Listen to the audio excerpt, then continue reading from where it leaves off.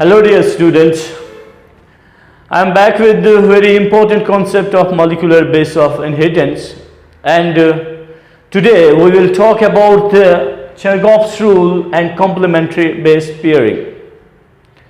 So actually ये Chertoff's rule nitrogenous bases के amount के रिलेटेड है.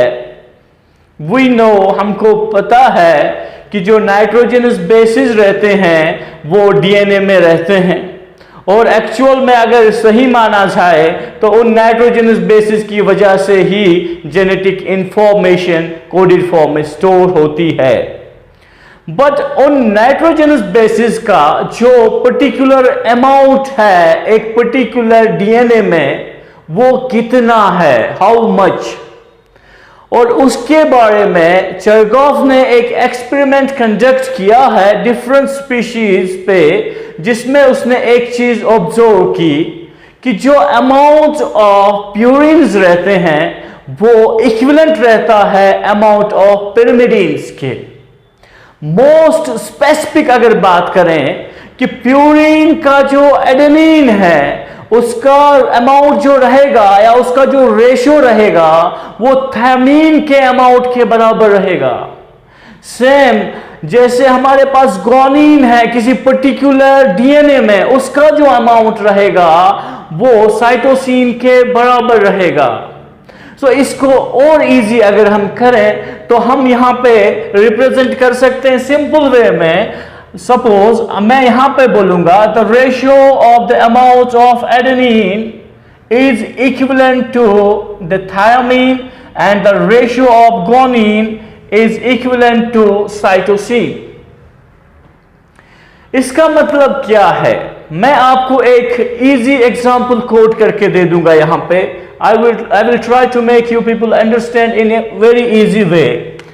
Suppose अगर हमारे पास 20% यहां पे एडेनिन है किसी डीएनए में, तो वो उसका मतलब ये रहेगा कि थायमीन भी 20% रहने वाला है. आप यहां पे थोड़ा सा अटेंशन पे करें, आपको खुद ही समझ में आ जाएगा. In case if there is 20% of the adenine, so that means 20% thymine का भी रहेगा. सेम अगर हम बात करेंगे किसकी, ग्वानिन की, तो यहां पे आप देख लें जो ग्वानिन अगर यहां पे 30% रहेगा तो साइटोसिन भी 30% रहने वाला है.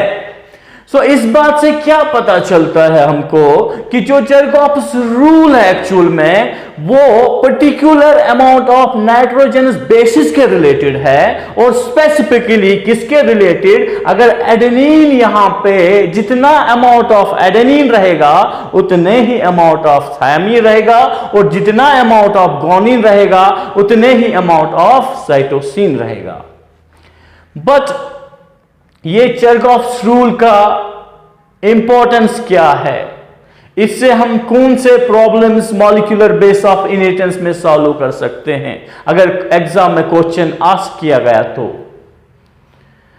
सो यहां पे इजीली आप बहुत सारे क्वेश्चन इस पे सॉल्व कर सकते हैं. जैसे अगर आपको अमाउंट दिया होगा, गिवन अमाउंट किसी एक भी नाइट्रोजनस बेस का, आप बाकी के नाइट्रोजनस बेस का अमाउंट इजीली कैलकुलेट कर सकते हैं बाय यूजिंग द चेरटॉफ्स रूल. कैसे, एक क्वेश्चन हम यहां पे सॉल्व करने की कोशिश करेंगे, और आप अपने नोटबुक सामने रख के और क्वेश्चंस अपने आप बनाएं और फिर सॉल्व करें, या जो टेक्स्ट बुक में है एनसीईआरटी के बुक में या आउटसाइड के बुक्स में इस कॉन्सेप्ट के रिलेटेड प्रॉब्लम्स है उनको सॉल्व करें. सो यहां पे if thiamine is equivalent to 10%, then calculate the amount of other nitrogenous bases.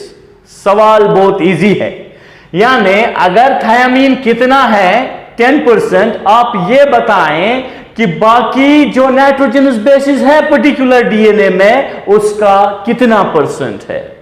सो ये वेरी इजी है. We know according to Chargaff's rule thiamine, amount of thiamine is equivalent to adenine.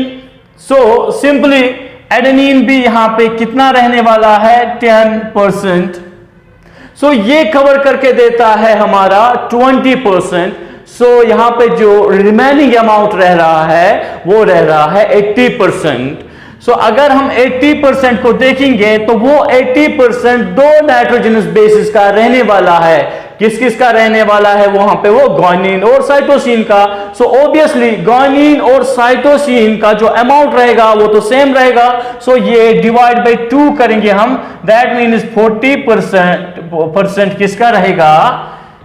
40% रहेगा यहां पे ग्वानिन का और 40% यहां पे रहेगा थायामीन का। तो आप इसके परसेंटेज को फिर देखें, सॉरी थायामीन का नहीं रहेगा, वो एक्चुअल में रहेगा किसका?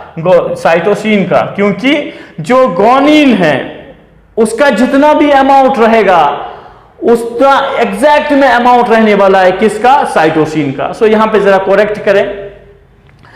सो इस रूल से हमको यही पता चलता है कि जो रेशियो है अमाउंट का एक नाइट्रोजनस बेसिस का, जिसमें पर्टिकुलरली एडेनिन का अमाउंट रहेगा थायमीन के बराबर, ग्वानिन का अमाउंट रहेगा साइटोसिन के बराबर। चलो कुछ क्वेश्चंस और सॉल्व करने की कोशिश करेंगे यहां पे, और यहां पे कॉन्सेप्ट क्लियर होता जाएगा। सपोज अगर यहां पे ग्वानिन आपके पास 40% है, then tell us about the amount of other nitrogenous bases in DNA. कैसे? Simply we know according to Chertoff's rule, अब हमको समझ में आया हुआ है या आएगा भी कि जो ग्वानिन है उसका अमाउंट कितना रहने वाला है, वो 40% गिवन है। उसका मतलब ये रहेगा जितना अमाउंट ग्वानिन का है उतना अमाउंट साइटोसिन का भी रहेगा, देयरफॉर साइटोसिन भी कितना रहेगा? 40%। अब बचा अमाउंट किसका? एडेनिन और थायामीन का। तो लेकिन यहां पे अगर देखेंगे 40 एंड 40 होता है 80, और अब यहां पे कितना बचा है? यहां पे 20%, और वो 20% में 10% रहने वाला है किसका? शाबाश, एडेनिन का, और 10% रहने वाला है थायामीन का। सो इसके रिलेटेड आप ऐसे हजारों क्वेश्चन सॉल्व कर सकते हैं। बेसिक यहां पे मेरा काम था आपको चेरटॉफ्स रूल को समझाना। लेकिन अब इस चेरटॉफ्स रूल का एक इंपॉर्टेंस है एक फिजिकल स्ट्रक्चर को समझने में, जो आपके बुक्स पे प्रेजेंट है। उसमें एक पोस्टुलेट है कि वॉटसन एंड क्रिक का अगर मॉडल ऑफ डीएनए देखेंगे, double stranded model of DNA, तो उसमें हम यही बोलते हैं कि DNA is having 2 strands. DNA is having 2 strands. उसका मतलब यह रहेगा कि अगर हमको चेरटॉफ्स रूल का देखना होगा कि ये कहां पे अप्लाई होता है, ये सिर्फ और सिर्फ अप्लाई हो जाएगा उस डीएनए पे या उस स्पीशीज के डीएनए पे जिसका डीएनए डबल स्ट्रैंडेड है।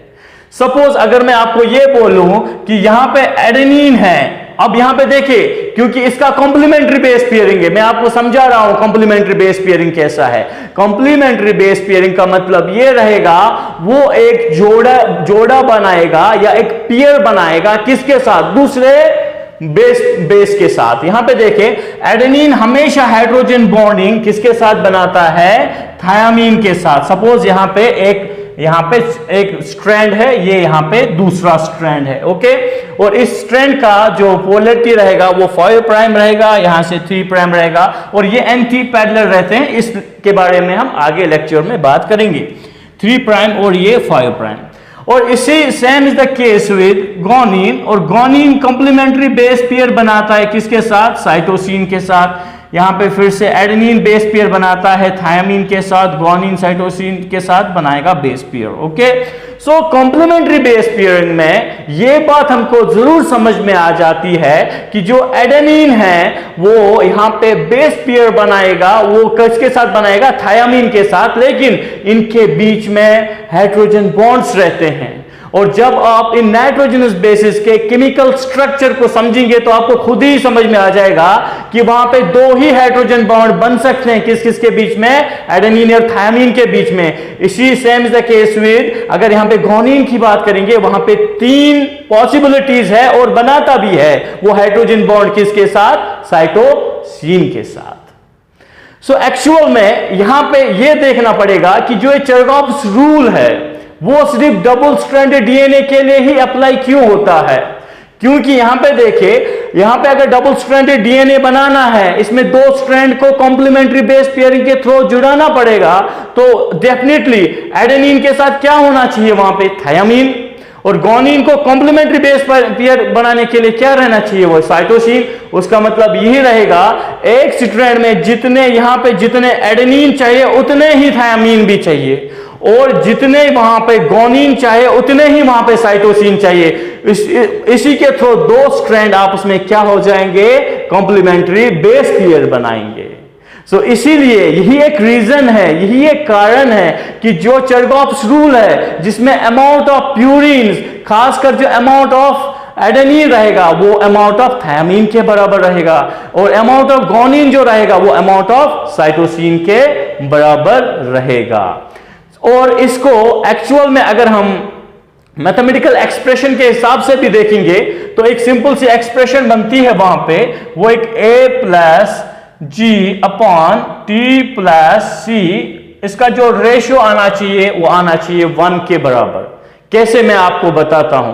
प्लीज और प्लीज पहले, इससे पहले मैं ये रेशियो के बारे में बताऊं आपको, इस एक्सप्रेशन के बारे में बताऊं आपको, आप प्लीज ये याद रखें कि जो चरगॉफ्स रूल है वो नाइट्रोजनस बेस के रिलेटेड है, उसमें वो अमाउंट ऑफ प्यूरिन्स बराबर होते हैं, किसके बराबर होते हैं, अमाउंट ऑफ पिरिमिडिन्स।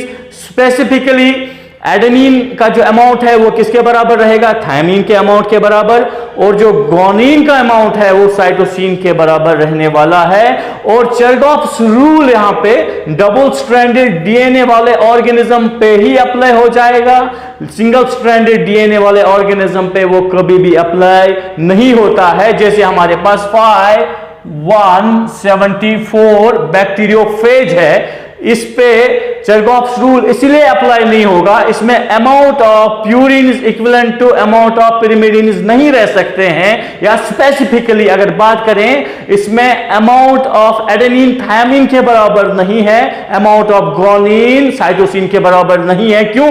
क्योंकि यहां पे ये सिंगल स्ट्रैंडेड डीएनए वाला ऑर्गेनिज्म है या बैक्टीरियोफेज है। आपको ये बात समझ में आई? यस, आई होगी, आई होप। Very good. यहां पे अब इस रेशो के बारे में बोलेंगे हम। अगर हम देखेंगे, अगर हमारे पास सपोज एडेनिन 30% है, तो यहां पे आपको खुद ही समझ में आ जाएगा थायमीन भी कितने परसेंट के बराबर रहना चाहिए, थायमीन भी 30% के बराबर रहना चाहिए। उसका मतलब गोनिन कितने परसेंट के बराबर रहेगा, 30 और 30 कितने होते, 60, और रिमेनिंग कितने हो रहे हैं वहां पे 40 बज रहे हैं। तो यहां पे हम बोल सकते हैं 20% गोनिन और साइटोसिन कितना रहेगा, 20।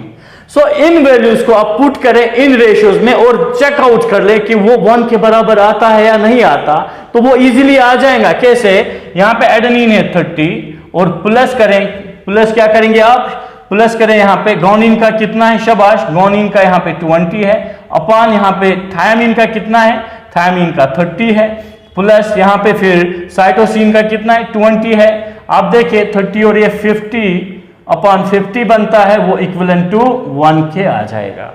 सिंपल, कितना आसान है वो, बहुत ही ज्यादा इजी है। तो इसके रिलेटेड आपको क्वेश्चन आंसर किए जा सकते हैं। कुछ इंपॉर्टेंट पॉइंट्स जाते जाते जो आपको याद रखने हैं वो यही है कि जो चरगॉफ्स रूल है, जिसमें अमाउंट ऑफ नाइट्रोजनस बेसिस के बारे में बताया जाता है, खासकर एडेनिन का अमाउंट थायमीन के बराबर है, गोनिन का अमाउंट साइटोसिन के बराबर है, लेकिन ये सिर्फ और सिर्फ सिंगल स्ट्रैंडेड वाले डीएनए पे ही एप्लीकेबल है, सॉरी, डबल स्ट्रैंडेड वाले डीएनए पे एप्लीकेबल है, सिंगल स्ट्रैंडेड वाले डीएनए पे एप्लीकेबल नहीं है। अगर आपको क्वेश्चन ट्विस्ट करके बोला गया आपके एग्जाम में कि हमारे पास डीएनए है, उसका जो अमाउंट ऑफ प्यूरिन्स है, it is not equivalent to the amount of pyrimidines. What does it mean? क्या डीएनए सिंगल स्ट्रैंडेड है, क्या डीएनए डबल स्ट्रैंडेड है? तो आपका आंसर क्या रहना चाहिए कि जो डीएनए है वो सिंगल स्ट्रैंडेड है। क्यों? वहां पे अमाउंट ऑफ प्यूरिन इक्विवेलेंट नहीं है अमाउंट ऑफ पिरिमिडिन के। लेकिन अगर आपको ये क्वेश्चन पूछा गया कि अगर यहां पे हमारे पास डीएनए है, उसमें जो नाइट्रोजनस बेसिस है उसका अमाउंट एडेनिन का थायमिन के बराबर है, गुआनिन का किसके बराबर है, साइटोसिन के बराबर। आप बताएं डीएनए डबल स्ट्रैंडेड है या सिंगल स्ट्रैंडेड? तो आपका आंसर खुद ही आना चाहिए, डीएनए डबल स्ट्रैंडेड है। और ये भी याद रखें एडेनिन हमेशा कॉम्प्लीमेंट्री बेस पेयर बनाता है थायमिन के साथ, और गुआनिन हमेशा कॉम्प्लीमेंट्री बेस पेयर बनाता है साइटोसिन के साथ। और एडेनिन और थायमिन के बीच में 2 हाइड्रोजन बॉन्ड्स रहते हैं, गुआनिन और साइटोसिन के बीच में 3 हाइड्रोजन बॉन्ड्स रहते हैं। ये इंफॉर्मेशन आज के लेक्चर में थी। आई होप कि आपको ये लेक्चर समझ में आएगा, और जो यहाँ पे मेरे सामने स्टूडेंट्स भी बैठे हैं इनको भी लेक्चर समझ में आ चुका है। और खुद के नोट्स बनाते रहें, और अगर आपको मेरे लेक्चर अच्छे लग रहे हैं प्लीज़ और प्लीज़ इसको सब्सक्राइब करें, लाइक करें, और उन तक खासकर पहुंचाएं जो रियली सीखना चाहते हैं, जिनके पास अच्छा कंटेंट नहीं है। गुड बाय, अपना ख्याल रखें, मिलेंगे दूसरे वीडियो में।